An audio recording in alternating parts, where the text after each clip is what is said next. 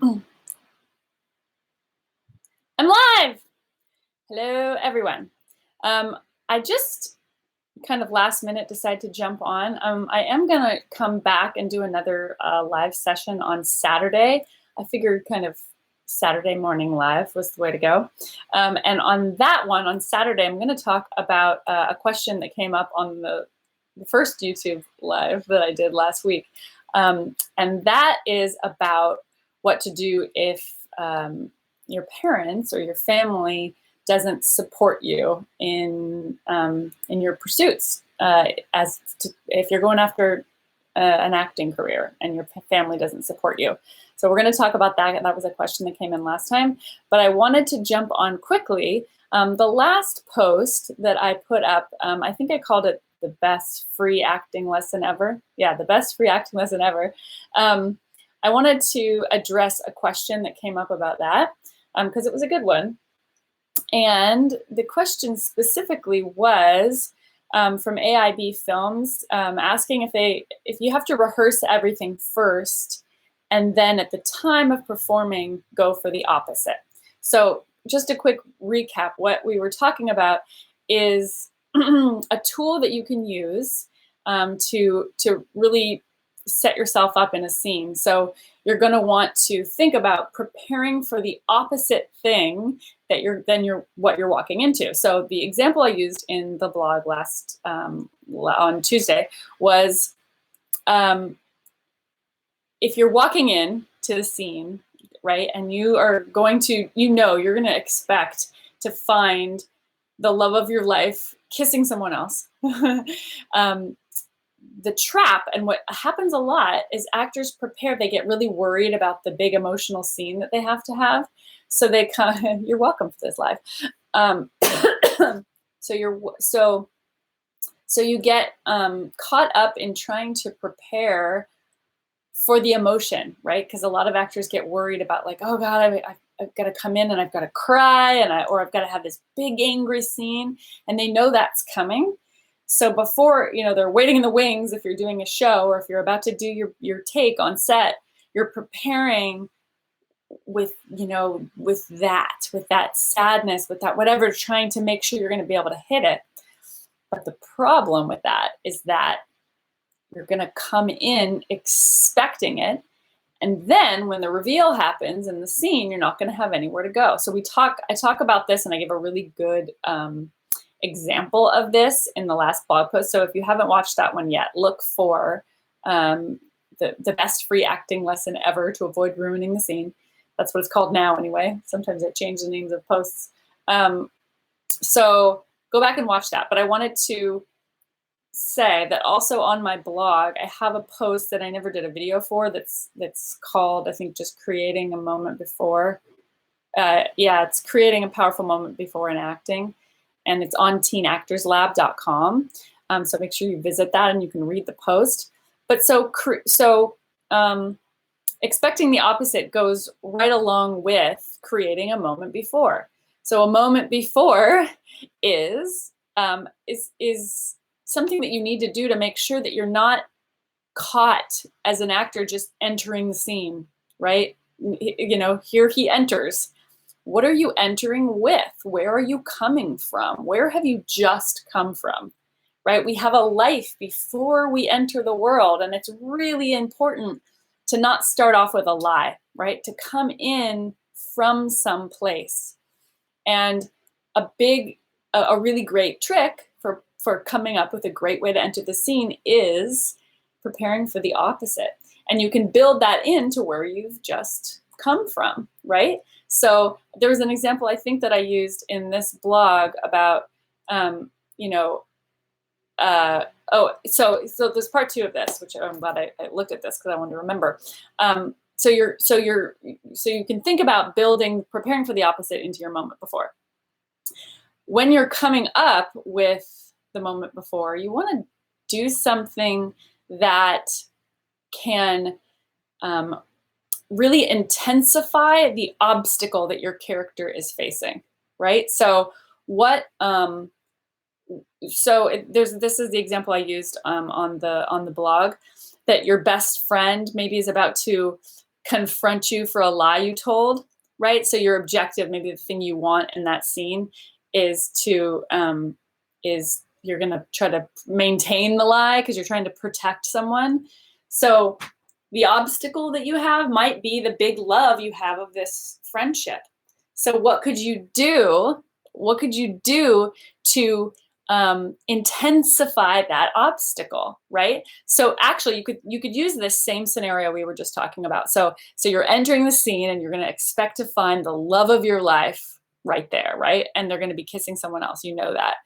So what could you do before you enter to prepare to come in with something that's the opposite to intensify that obstacle, right? You love them. Maybe you build something that's maybe something that's not like in the play somewhere, or that's not in the scene. You build to enter with the idea that maybe they're going to propose to you, right? So you heighten the stakes, you intensify the obstacle. And maybe if you're doing a play, you can be off stage and you can listen to a piece of music that you've built that's like your song, that's your song with this person. Or maybe it was really your actual real song with someone else and it has some meaning to you. So you find something to intensify that obstacle. So it brings the love, right? And it's not the sadness yet. It's the opposite of what you're about to find, so that you can find a way to really expand the love and make it even harder for yourself to overcome that obstacle. So I just wanted to clarify that expecting the opposite, yes, is something that you're going to prepare with before you enter the scene. Let me come back to the YouTube page and make sure there's no other questions coming up. Thank you for the live. What's the best advice for evoking an emotion? P.S. Tip about the moment before is amazing. Yay, I'm glad you like it. And welcome from Egypt. Well, thank you.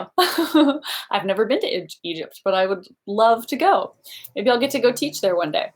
That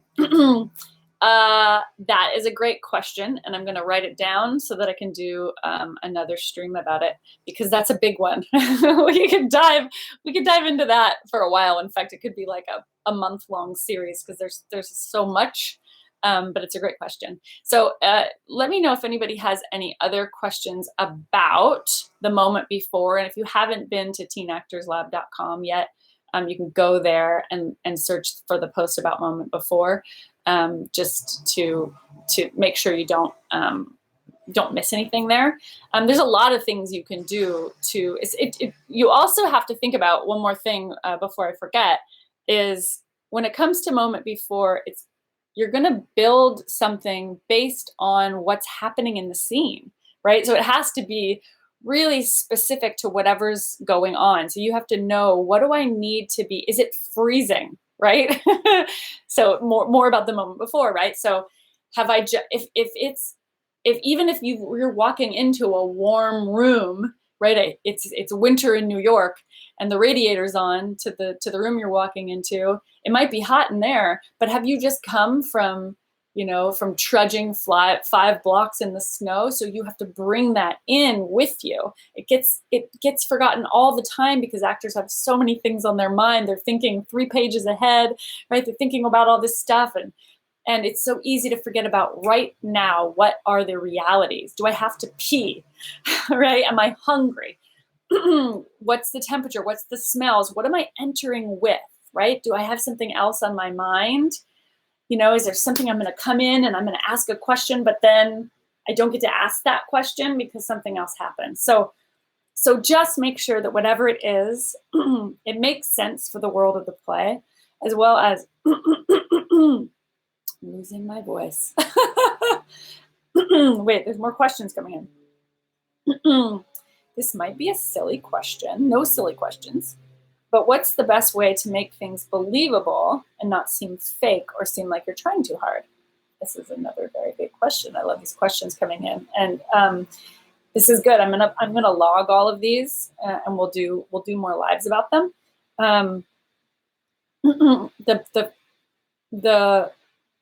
The best number. The first thing I'll just say about that tally is, you have to first deeply understand the material you're working on, so you understand it in an emotional way and not in a heady way. Because if you don't do some deep work around it, you won't be able to let go. because letting go is key. You have to be able to be present and believe that this is all happening to you. So it's like you're tricking your brain to believe in a world that you're creating. So we can talk some more about that. How to understand the character. I'm not exactly sure what that question is. Maybe you can elaborate on that a little bit. Will this live be at your YouTube channel so I can watch from the beginning? Yeah, I'll leave it up so you can go back and watch from the whole thing. I'll leave all of these up. Cool. So feel free always. You guys can leave more questions in the comments if things come up, and I can answer them as you have them. You can also always email me at Sarah, SARAH, at teenactorslab.com. You mean to understand the personality of the character? Okay, good. I may have posted this, but let me know if it doesn't answer your question. But I have 2 posts. It's a 2-part series, How to Become Your Character, part 1 and part 2.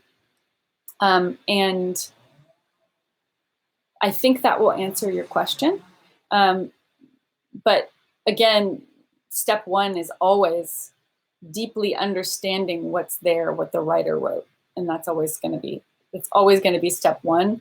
And then the step 2 part is a little trickier. The post goes into that a little bit, and maybe I can dive into that deeper if that doesn't fully answer your question. P.S. Today I watched some of your videos and I saw your little baby there. I know. Thank you. She's so sweet. Thank you. Oh, sending love from Rome. From Rome. I used to live in Italy. So Italy is very, very close to my heart. Infatti, parlo italiano anche.